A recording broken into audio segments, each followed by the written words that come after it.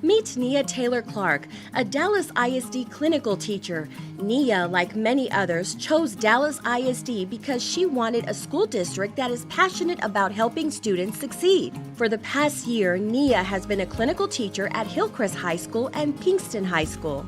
Nia works closely with her cooperative teachers to co-plan and co-teach 3 different English language arts courses, including AP Literature and Composition. I just feel at home in this district. I know I'm surrounded by people that have my best interests at heart. This experience has done wonders for my confidence in the classroom. And because of my time here, I plan to teach in Dallas ISD next year. Just like Nia, you too can become a clinical teacher. Dallas ISD offers over 230 schools for placement choices. In addition, Dallas ISD hosts career workshops, district-wide school tours, and early access to job fairs. For more information on becoming a clinical teacher with Dallas ISD, visit www.dallasisd.org or email clinicalteaching@dallasisd.org.